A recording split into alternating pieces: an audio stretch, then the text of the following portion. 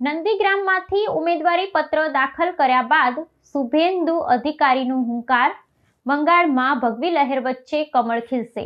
પશ્ચિમ બંગાળ વિધાનસભા ચૂંટણીના ધમધમાટ વચ્ચે વિરોધ પક્ષના નેતા અને ભારતીય જનતા પાર્ટીના અગ્રણી ઉમેદવાર શુભેન્દુ અધિકારીએ નંદીગ્રામ મતવિસ્તારમાંથી સત્તાવાર રીતે પોતાનું ઉમેદવારી પત્ર સુપ્રત કર્યું છે।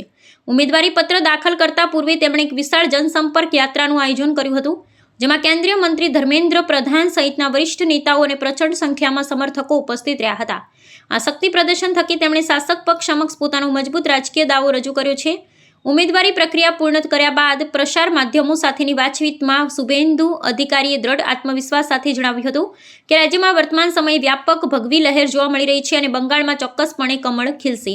તેમણે દાવો કર્યો હતો કે રાષ્ટ્રીય નેતૃત્વના આશીર્વાદથી બંગાળમાં નવી સરકાર અસ્તિત્વમાં આવશે, જે ભારતીય સંસ્કૃતિ, સનાતન મૂલ્યો અને સર્વાંગી વિકાસના પાયા પર કાર્ય કરશે।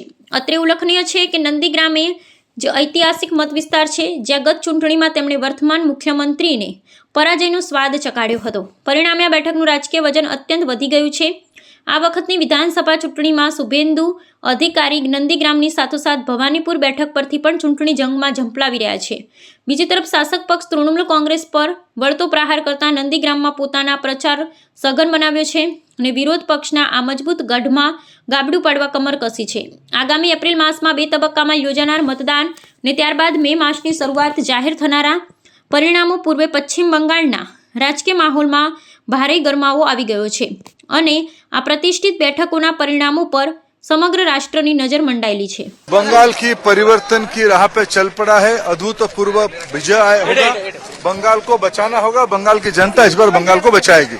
बहुत जोश था, अब देख लिया ना, जनता सड़क में है और ईवीएम में तब्दील होगा, कोई दिक्कत नहीं, सब कमल खिलेगा। और भवानीपुर में क्या होगा दादा? भवानीपुर में वो कमल खिलेगा।